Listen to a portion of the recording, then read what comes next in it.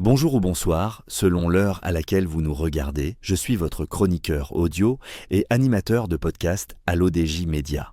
Aujourd'hui, je vous propose la lecture fidèle d'une chronique signée Aïda Bensari, intitulée L'expérience Cannes à domicile, euphorie et union qu'on écoutera ensemble dans ce podcast. Après un mois d'ambiance, de folie, de joie et d'euphorie, un mois fait de belles rencontres et de moments précieux partagés autour du visionnage des matchs, de discussions passionnées sur le football, les joueurs, les choix tactiques, j'ai vécu le foot intensément. Il y avait nos héros, l'incroyable Brahim Diaz, notre Maradona, Neil El Ainaoui, dont j'étais déjà fan de son père Younes, légende du tennis marocain. Ce combattant du milieu de terrain associé à Hadj Mazraoui et qui forme un duo magnifique, salvateur à chaque match. Et puis Bounou, toujours mon coup de cœur, arrêtant les ballons avec son sourire habituel, calme et rassurant.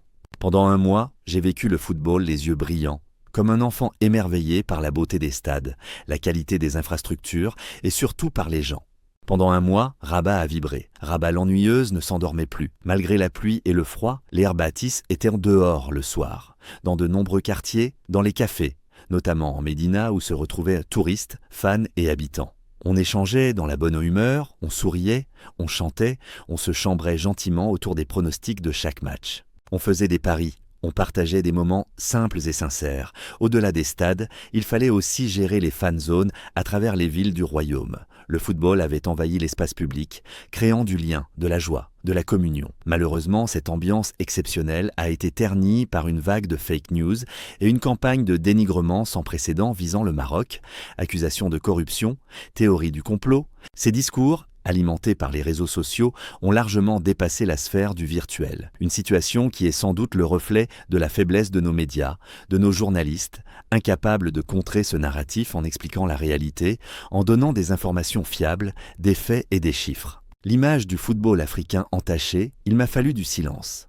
Faire une véritable cure de réseaux sociaux, une prise de distance pour analyser et comprendre mes sentiments. Prendre du recul sur ce qui s'est passé lors de la finale, qui aurait dû être un beau moment célébrant le football, le continent et l'unité, mais qui est devenu un moment de chaos, d'incompréhension et de fracture. Il y aura un avant cette Coupe d'Afrique des Nations et un après. Malheureusement, c'est notre continent qui en sort le plus perdant. L'image du football africain a été gravement écornée, presque dramatique, victime d'une paranoïa collective nourrie et amplifiée par les réseaux sociaux. J'observe aujourd'hui les réactions, les amalgames, les commentaires dégoulinants de haine, de mépris, parfois de racisme. Je suis inquiète par certains discours qui risquent d'entacher les relations historiques entre le Maroc et le Sénégal, qui sont des liens profonds, spirituels, fraternels, familiaux.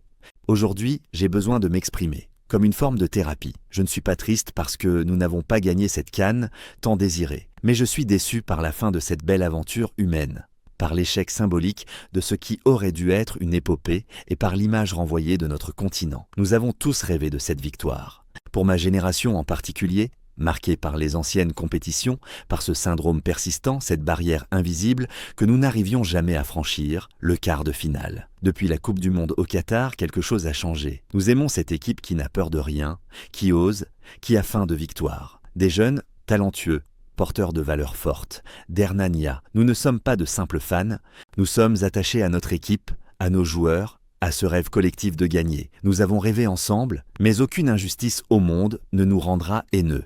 Aucune défaite ne nous rendra racistes. Ce qu'être africain veut dire « je suis inquiète pour nos valeurs universelles, notre humanité commune et ce que nous voulons léguer à nos enfants. » Aujourd'hui, il est plus facile de détruire que de construire. Les relations entre États sont complexes, les enjeux et les intérêts aussi.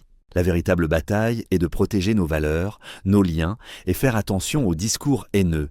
Préserver nos liens. Dans ce contexte, le concept philosophique humaniste bantou a tout son intérêt. Il se résume par « je suis un être humain par et pour les autres », mettant l'accent sur ce qui constitue l'humanité, cette qualité commune dont chacun devrait avoir conscience. Cette sagesse africaine prône la solidarité, la fraternité, le partage et l'interdépendance, plaçant la communauté et le bien commun au-dessus de l'individualisme. Ces derniers événements soulèvent la question qu'être africain aujourd'hui. Alors, je repense un dialogue entre Achille Mbembe et Felwine Sarr. Ce qu'être africain veut dire, c'est lier en toute conscience son sort à celui de l'Afrique et aller à la rencontre du monde. Cela n'a rien à voir avec la couleur de la peau, la religion, l'ethnicité. Il faut penser en termes d'Afrique-Monde afin de faire leur part aux Afro-Indiens, aux Afro-Européens, aux Afro-Chinois, aux Afro-Arabes. C'est ça l'afropolitanisme. C'est bien dans le mouvement et dans la circulation qu'il faut chercher le spécifiquement africain. Généralement, la question de l'identité se pose au passé, mais la culture est un concept transactionnel. C'est un fait et une dynamique. Nous devons clarifier ce que être africain doit pouvoir signifier pour nous dans le temps à venir. Si nous savons qui nous voulons devenir à partir de ce que nous sommes, alors nous posons les bases de nombreuses questions. Quelle Afrique pour l'avenir? Quel espace? Quelle fraternité? À partir de là, nous pouvons articuler, interroger, réagencer nos différents héritages en vue de ce que nous voulons être. Merci de nous avoir suivis. Je vous donne rendez-vous très bientôt pour une nouvelle chronique sur l'ODJ Média.